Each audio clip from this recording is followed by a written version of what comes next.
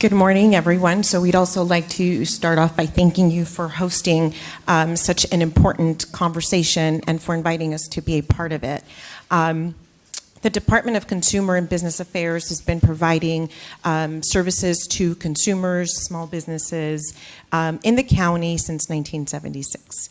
And so today we'll focus in on two areas of our work that directly connect with not just student debt, but high-cost loans. And so I'll start off by telling you a little bit about some of our services so that you can see the comprehensive approach that we take to protect consumers in the county.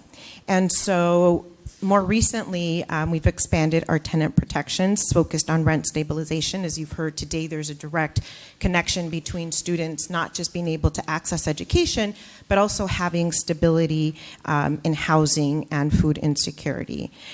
We look at wage enforcement, making sure that employers are paying the county minimum wage. So are the students and are their parents receiving the wages that they rightfully deserve? And so we have an investigation unit for that.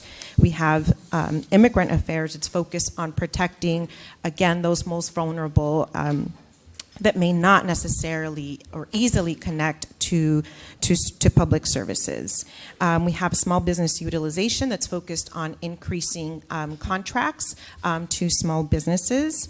We have foreclosure prevention for homeowners experiencing challenges with their mortgages. And then today we'll focus on consumer protection and the Center for Financial Empowerment that's overseen by Dawnnesha, my colleague. So you'll get to hear from her today as well. So we found in doing some of the research as we were preparing for this conversation, you've heard a lot around information on students attending public schools. And so when we started to look at our data internally, and unfortunately because our tracking system only goes back to 2011 in terms of a formal database and tracking system, what we found is two things. One is that the majority of the consumers or borrowers that come to us are borrowers that have attended for-profit schools.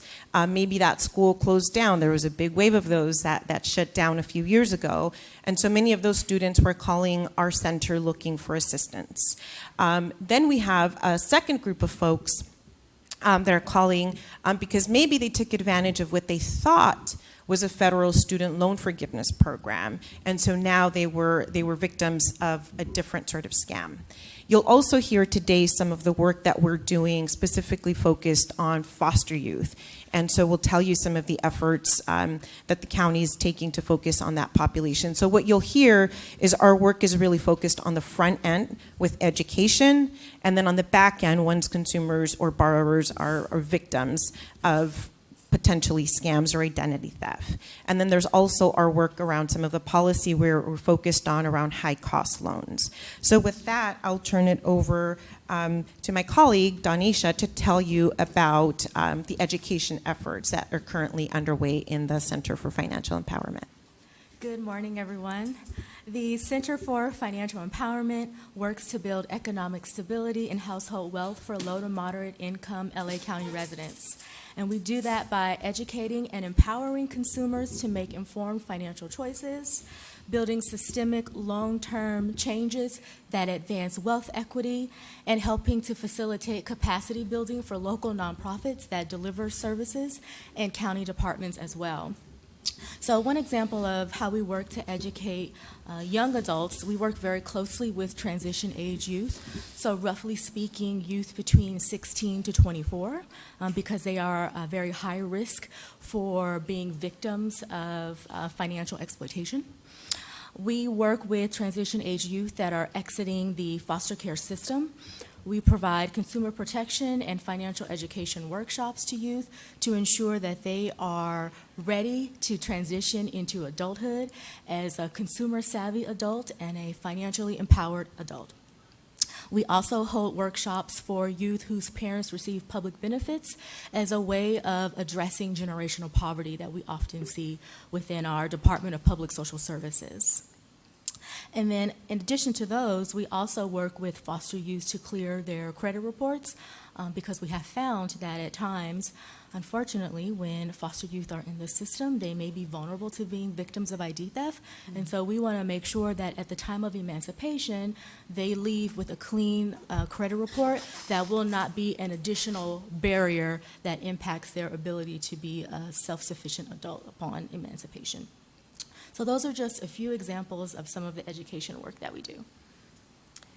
So when we started to look at the information, we found the Center for Responsible Lending has found that for-profit schools impact low-income families the most, women and African Americans.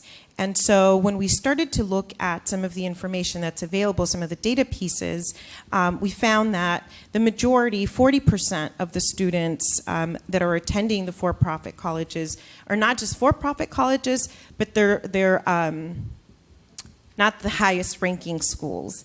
And so they're ending up with student debt. Some of them are not graduating or completing a degree or are unable to secure stable employment that will generate the income needed to pay the debt. And so as we were going through some of the stories and some of the cases that we had, starting in about 2011 when many of the private schools started to close, what we were finding is that the students were at a loss. So they generally received a letter in the mail with very little instructions, and so our investigators and our consumer advocates then had to support with guidance in navigating whether it was directly with the school or with credit bureaus in terms of what their options were to dissolve the debt that they had incurred. So we know that they're entering these schools at a higher rate, and we know that they're leaving the schools with higher debt, and many times are not securing adequate paying jobs in order to be able to repay the debt. As Dawnnesha mentioned, identity theft is also a big factor. It is another sector in terms of our caseload that comes in. Folks that feel like someone else, potentially in the household, may have used their identity to secure debt. And so those, again, are cases that are very prevalent. A big source and a big number of the cases that we were seeing, like I mentioned earlier, were around scams.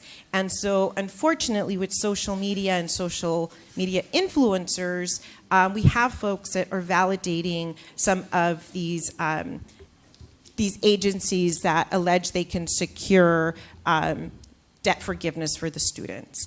And they don't know that what they're actually doing is entering into forbearance. So if the student and the borrower is lucky, they will call us first to verify if this is a legitimate company. But most times they're calling once they've already signed some sort of contract and are trying to figure out what their options are now. The other piece to also consider is that once a student, maybe they were on the right path for a debt forgiveness program, but once you've signed on to a different program, one of the things you do is you give up your rights to go back. And so again, when you think about that 1% that's actually able to take advantage of the debt forgiveness, it becomes very small when we start to think about the access to information and who actually understands and has advocates to help them navigate these systems to really understand the decisions that they're making. So again, as victims, thinking about you're in a vulnerable situation, you are trying to find the right resources to help support your financial situation at the moment. But in long term, you end up in a much more severe situation because now your credit score is probably impacted and the options are much more limited in terms of what our department can actually do at that point. So we had success rates with schools that were actually closing because there were remedies for that. But once a student has potentially signed on to a scam or is a victim of a scam, then the options are much more limited. And so in those situations, the department serves more as a guide than actually an investigator for the case. I'll turn it back over to you, Dawnnesha, to talk about some of the policy work that we've taken on recently. Absolutely. The Los Angeles County Board of Supervisors has prioritized the harmful effects that result from debt impact, including student debt and high-cost lending. And when I say high-cost lending, I'm referring to auto title loans, payday loans, and other small dollar lending products that have incredibly high APRs, usually in the triple digits. We've focused on protecting consumers from these financial products and providing them with education so that they can be better informed as to the risks of these products.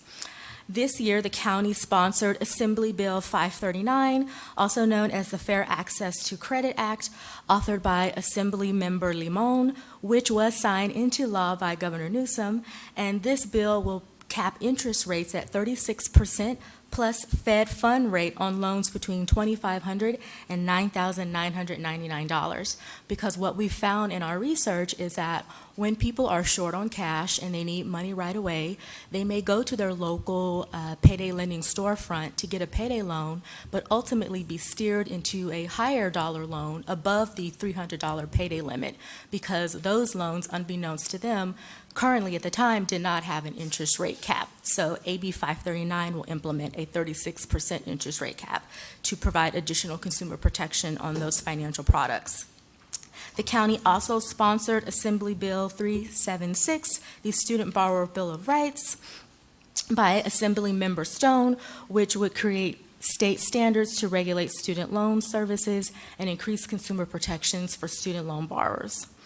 Additionally, our department is working to identify safe and affordable financial products that could be a healthier alternative to a traditional payday loan. So right now, we are working with financial institutions, including local credit unions, to try and develop safer alternative lending products. And ultimately, our goal is to foster partnerships across sectors by leveraging collective action to improve the financial practices, provide access to fair, affordable credit, and promote financial empowerment for all Californians. So with that, we'll turn it back over to you if you have any questions for us. Thank you. So as you mentioned, we did make some progress this year with AB 539 in terms of cracking down on predatory lending, which I think was a huge step forward. However, there were a couple of other bills that you may have been involved in that did not make it through the process, which were attempting to address for-profit colleges specifically, particularly cracking down on some deceptive marketing practices.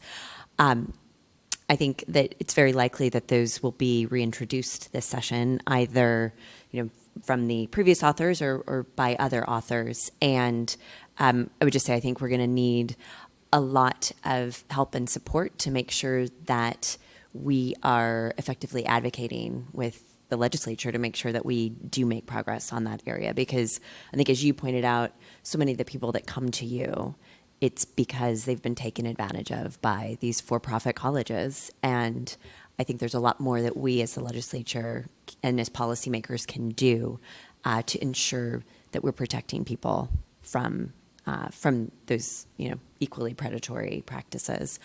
But in addition to, I think, some legislative steps, I feel like we can also do more to give potential borrowers just better information about the quality of the program that they're entering into, whether that's default rates or current earning rates. As you talk to consumers, as you talk to people who have been duped, from your perspective, what can we do to give people better information and help them make better choices and not fall prey to these scams? So one of the things that the CFE did was host a series of focus groups. And so we were looking at high-cost loans specifically.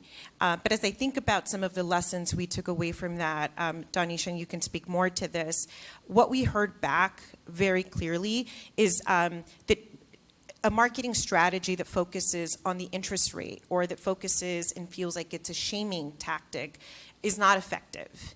And so because options in most of these communities are already limited, they're very aware that this is probably the only access point that they have to higher education, which is what they've been told, right? go to school, you'll earn higher income, but the part that we're not having a very clear conversation about is the debt that comes after that, challenges with maybe graduating. And so if we can find the right talking points and the right messaging to really convey to students about what their options truly are, that comes from a very different place, different from our concerns as we're thinking about interest rates and fees and income, is that can we think about how to delay that immediate need for a degree? You know, is it a 4-month program? Is it a 1-year program? Can we think about other strategies to really help maximize the student's potential and not, again, lose money in the process?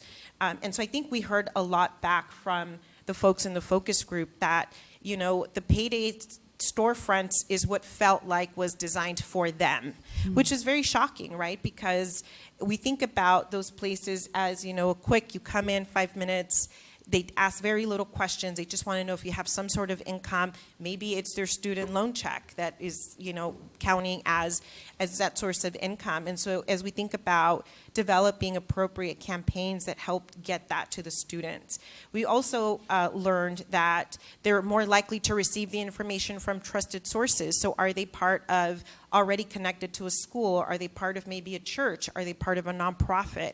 How do we get the messaging to them in places that already feel safe versus, you know, the bus shelter or the train? So thinking about ways in which we maximize some of our marketing dollars to really hit the message home.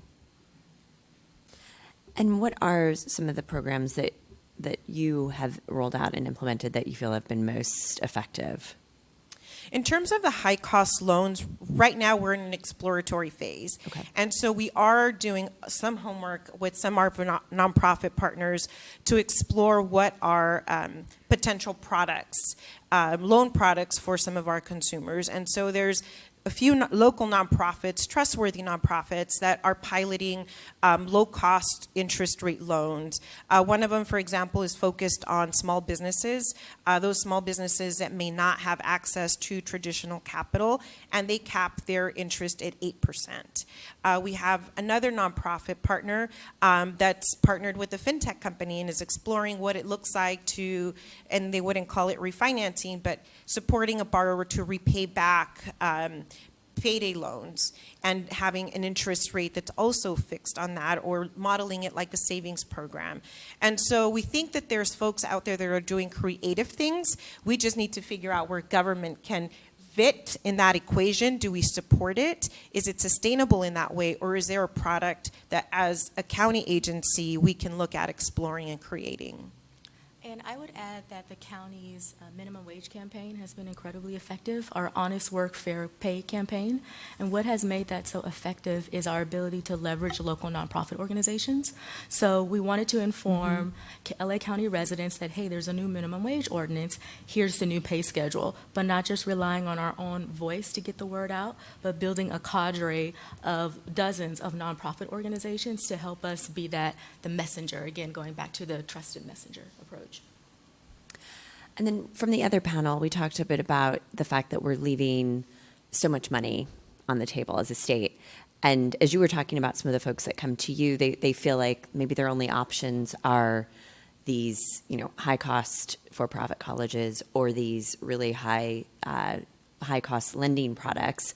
Is that true, or are we just not doing a good enough job of letting people know what they actually qualify for? Do you want to talk about EATC? So, sure. The Earned Income Tax Credit is the nation's largest anti-poverty program.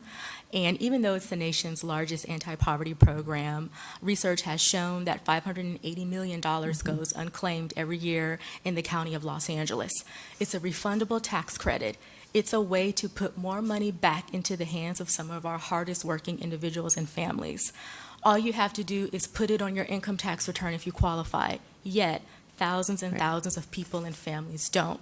So I do think that outreach is critical, but again, it's the right kind of outreach, right? It's using nonprofits, it's doing innovative things like text message campaigns, not just relying on constituents to come to us and ask questions, but us leveraging whatever resources we have to push out content.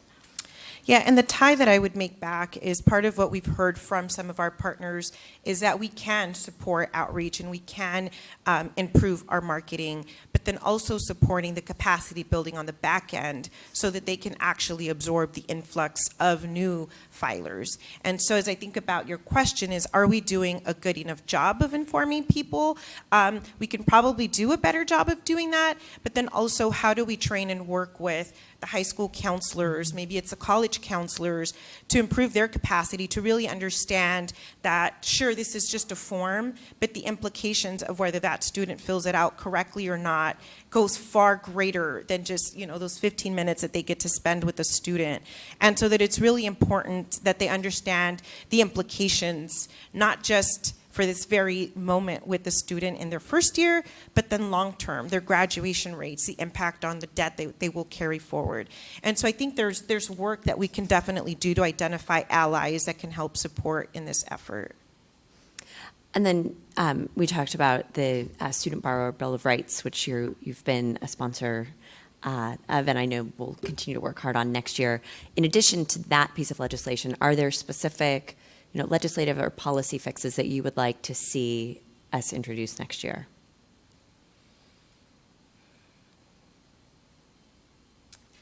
We haven't discussed thoroughly, but we always come back to consumer protection and how do we tighten the ropes around some of these things. So for example, we're already hearing about workarounds that some folks are coming up with around the 36% cap. And so how do we think just as creatively as they are to tighten some of those loose ends? And so consumer protection for us is big to ensure that we're not just being reactive, but that we can be proactive in our approach. Excellent. Great. Well, thank you so much again for being here and for the work that you do Thank you. On behalf of your constituents.